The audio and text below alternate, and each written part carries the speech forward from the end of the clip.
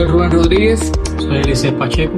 Soy Iván Vázquez. Y esto es Hablando de la Iglesia, un podcast dedicado a responder preguntas e interrogantes que tienen nuestros hermanos y que sencillamente venimos acá a este espacio y las respondemos, o al menos, como también decía el pastor Rubén en una ocasión, tratamos de responderla. Y hoy tenemos una pregunta que nuestros hermanos pues también tienen, y es ¿cómo deberíamos nosotros responder ante las situaciones, sufrimientos, escasez de nuestros hermanos de la fe?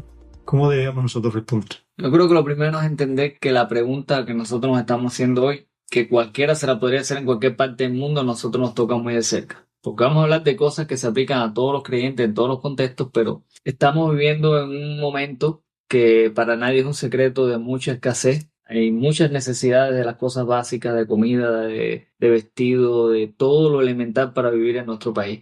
Y esa realidad nos está tocando muy de cerca. Yo creo que antes de empezar y de entrar en el tema, aclarar que es una pregunta muy importante, porque hoy más que nunca se debe poner en práctica lo que vamos a hablar en este podcast. Sí, yo creo que diríamos, si yo pudiera afirmar algo, es que este tipo de preguntas me pone la piel, como dicen ahí mucho por ahí a veces, te pone la piel como que te débil, sencilla, como de gallina. De gallina. En eso estaban pensando, ¿verdad? Sí. Pero es verdad, o sea, y cuando digo esto, es que es algo muy sensible, porque cuando pensamos un poco en nuestras situaciones, en el contexto en que Cuba hoy está, me viene a la mente escaseces, me viene a la mente trabajo, pero incluso no trabajo para salir y buscarme la vida, que es algo que también está pasando, sino trabajo incluso para vivir, para hacer un alimento, porque no es fácil que te quiten la corriente por 12, 19 horas, 24 horas,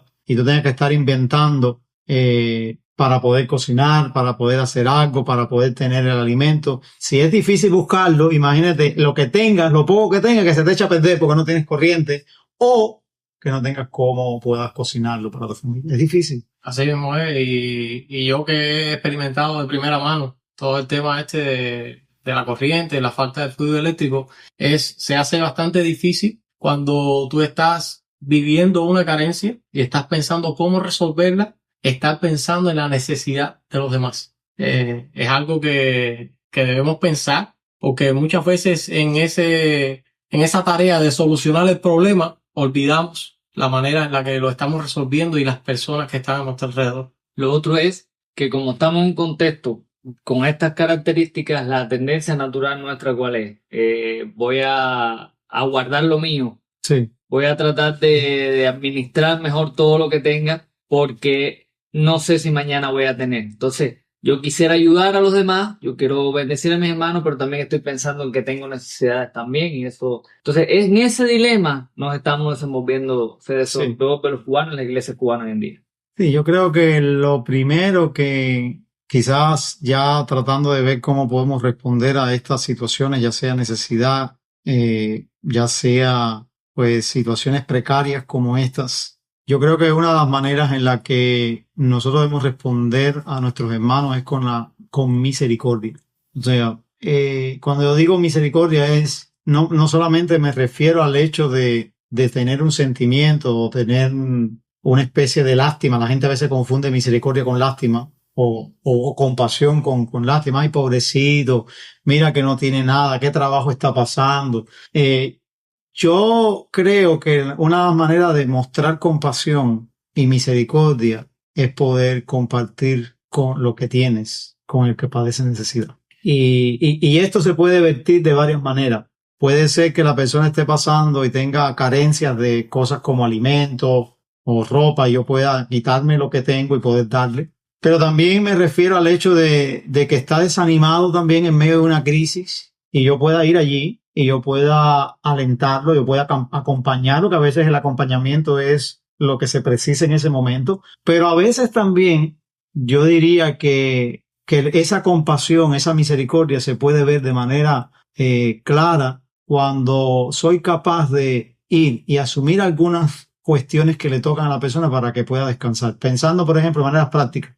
Pasó toda la noche sin dormir y de alguna manera tiene que hacer algo en la casa y que se quedó pendiente algo que es necesario, y yo sencillamente, como su hermano en Cristo, voy y asumo pues esa responsabilidad de hacer determinada tarea en la casa con tal de que la persona pueda descansar. Es lo que me viene a la mente de formas prácticas de cómo puedo responder. Una misericordia y una compasión que eso es mucho más que palabras.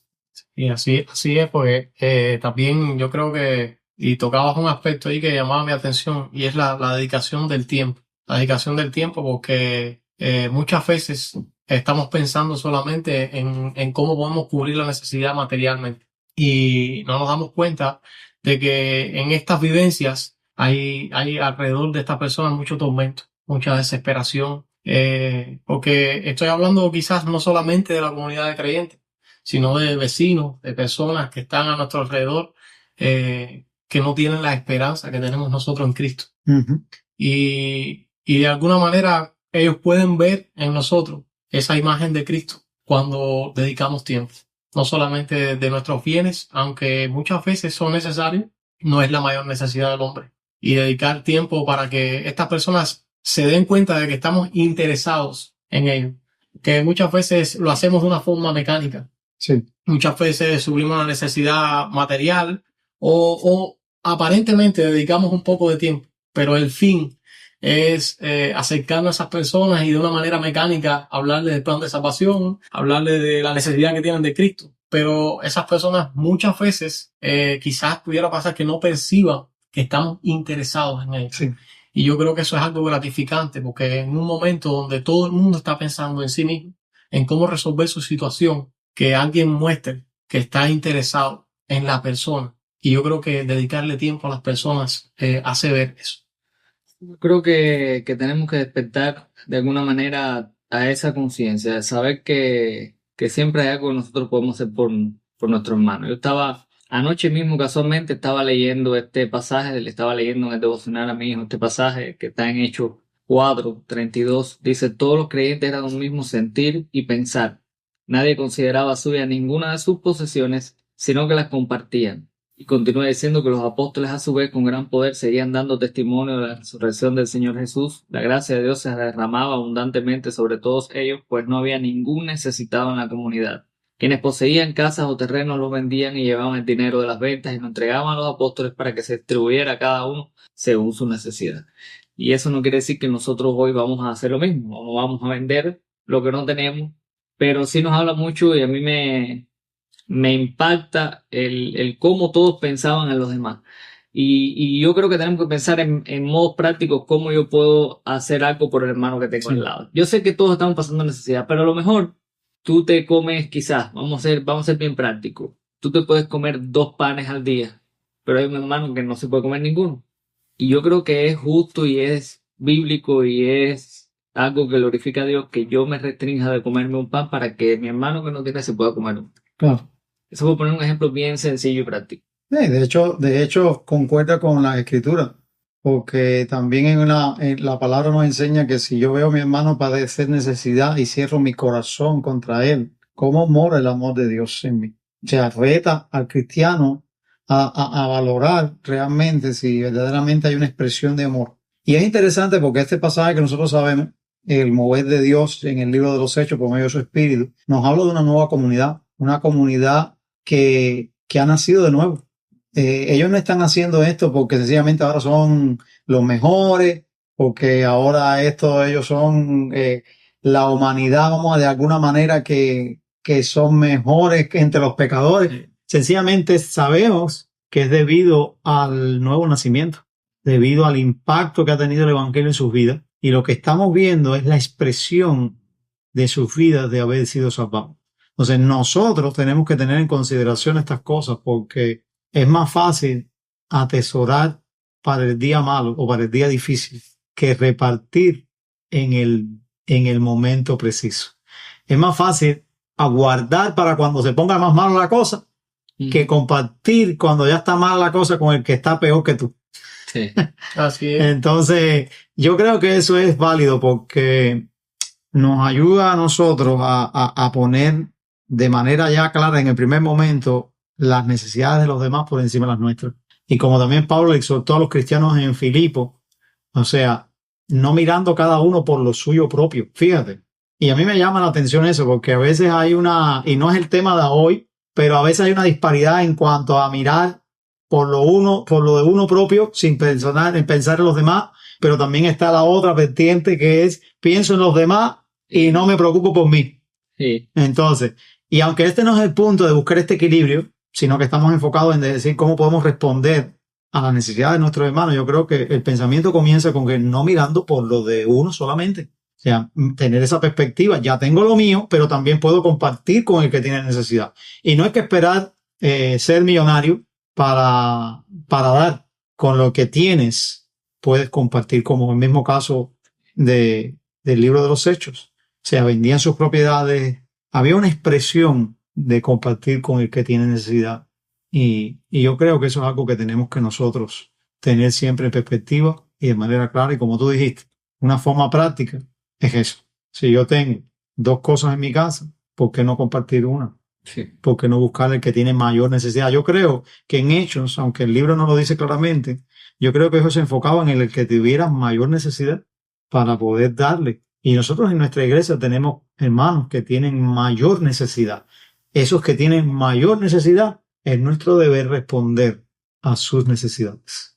Sí, pues sí, hay otra área que, pensando en eso también, que muchas veces suplimos la necesidad nuestra, de nuestra familia e incluso de nuestros amigos que nos caen bien, con los que mejores nos llevamos.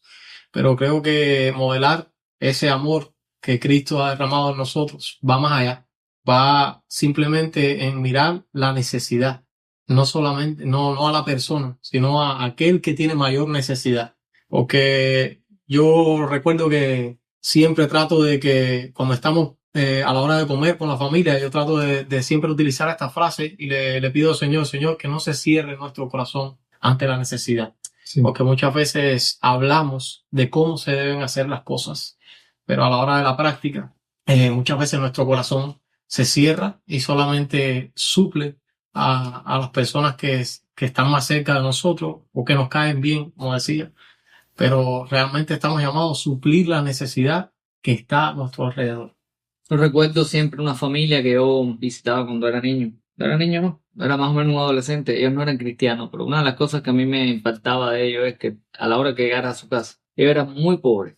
Pero lo que ellos tenían, yo recuerdo que a veces yo llegaba y lo único que ellos tenían para comer era un plato de vianda, de boniato.